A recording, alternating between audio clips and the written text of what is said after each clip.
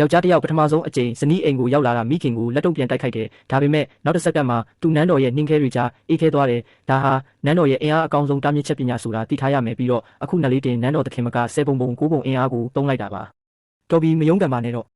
သူမစကားဆုံးယုံရှိသေးတဲ့ဝူချီခန္ဓာကိုယ်တွေကနတ်ဆိုးရည်မျိုးစေ့ကရုတ်တရက်အားထွက်လာတဲ့နတ်ဆိုးရည်မျိုးစေ့ကရေဓာတ်ကိုထိန်းချုပ်နိုင်ုံတင်မကဘူးရေဓာတ်အပေါ်အကျွမ်းမဲ့ခုခံနိုင်စွမ်းရှိတယ်ဆိုတာသိထားရမယ်ဒါကြောင့်အဲ့ဒီဓာတ်ကသူ့ကိုလုံးဝမထိခိုက်နိုင်ဘူးနောက်ပိုင်းတိုက်ပွဲကတစ်ဖက်သက်အခြေအနေဖြစ်သွားတယ်ဒါပေမဲ့ဝူချီဒီကောင်လေးကတာဝန်လွှဲချနေတယ်လို့ဘာလို့ခံစားနေရတာလဲချူရီချန်ရဲ့အခုလိုကြုံတွေ့နေရတာတွေကိုနန်းတော်သခင်မခေါင်းပေါ်အကုန်ပုံချလိုက်တယ်အခုတော့နန်းတော်သခင်မဒေါသပေါက်ကွဲသွားပြီ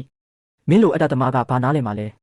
သူမမထင်မှတ်ထားတာကဝူချီကပွန့်ပွန့်လင်းလင်းဝန်ခံလိုက်တာပဲဒါပေမဲ့ဒီနေရာမှာမူရင်းစကလုံးအချို့ကိုဖျက်တောက်ထားတယ်မူရင်းထဲမှာဝူချီပြောတာကသူဟာအတားကြီးလုံးနဲ့လူတစ်ယောက်ပါချူရီချန်ကိုကယ်ဖို့အတွက်အပြစ်မဲ့လူတစ်တောင်းကိုတက်ရမယ်ဆိုရင်တော့သူတို့ဆုံးမနေပဲဒီလူတစ်တောင်းကိုတတ်မှာပါဒီစကားတွေကတကယ်ကိုတုံ့လို့စရာကောင်းပါတယ်ပြီးတော့ဒေါသဖြစ်ပြီးနောက်ဝူချီလဲနန်းတော်သခင်မောက်ကိုတကယ်မတက်ရဲပါဘူးဘာပဲဖြစ်ဖြစ်ချူရီချန်ကသူမကိုယ်တိုင်ပြုစုပြောထောင်လာတာမို့လို့ပါလှည့်ပြန်ပြီးချူရီချန်ကိုအမြန်သွားရှာရုံပဲတက်နိုင်တော့တယ်ဒါပေမဲ့သူထွက်သွားတာတိတ်မဝေးသေးခင်ပါတယ်ဝူချီကချူရီလီပြဿနာလာရှာအောင်မယ်အောက်မိနေတာသူမကဝူချီကိုပြောပြတယ်ဒီသားရဲလေးကချူရီချန်ကိုယ်တိုင်မွေးမြူထားတာပါအခုစာချုပ်ပြတ်သွားပြီဆိုပေမဲ့ချူရီချန်ရဲ့အငွေ့တက်ကိုသူမှတ်မိမှတေးချတဲ့ဝူချီကိုချူရီချန်ရှာတွေ့အောင်ကူညီပေးနိုင်လိမ့်မယ်ဒါကိုကြားတော့ဝူချီတစ်စက္ကန့်တောင်မစောင့်နိုင်တော့ပဲချက်ချင်းသားရဲပေါ်တက်ပြီးထွက်ခွာခဲ့တယ်ဝူချီမင်းအမကိုရှာတွေ့ပါစေလို့မျှော်လင့်ပါတယ်မကြခင်မှာဝူချီလူရွယ်မျိုးကိုရောက်လာတဲ့ဒါကသူ့ကိုအတော်နဲ့အဖိုးကိုတတိယစေတယ်ပြီးတော့သူ့ရဲ့လွန်ခဲ့တဲ့နှစ်တွေကဂတိကိုလည်းတတိယစေတယ်၃နှစ်အတွင်းကျွန်တော်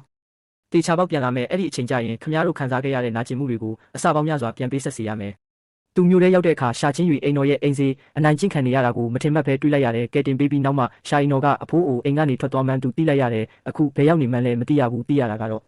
အဖိုးထွက်မသွားခင်ကတစ်သားပြားတစ်ခုကိုကင်ပြီးအကြာကြီးပို့တက်နေခဲ့တယ်။ဒီတစ်သားပြားပေါ်မှာစာလုံးတစ်လုံးမှရေးမထားပဲအနက်ရောင်လာချမ်းပုံစံတစ်ခုပဲထုစစ်ထားတယ်။ဝူချီချက်ချင်းဟေးရွက်ကုန်တဲ့အသင်းကိုတတိယသွားတယ်ပြီးနောက်အိမ်စီကဝူချီကိုပြောပြတယ်အဖိုးထွက်သွားပြီးကလေးကရှောင်းမန်ကဒီကစီးပွားရေးအားလုံးကိုလူယူသွားပြီးသူတို့ကိုလည်းမောင်းထုတ်လိုက်တယ်။ရှောင်းမန်စင်းရှင်းရမယ့်အချိန်ရောက်ပြီ။နောက်တော့ဝူချီရှောင်းမန်ကိုရောက်လာပြီးခြေတစ်ချက်နဲ့တင်ခမတကားကိုကန်ဖွင့်လိုက်တယ်သူအခုလိုရဲတင်နေတာကိုမြင်တော့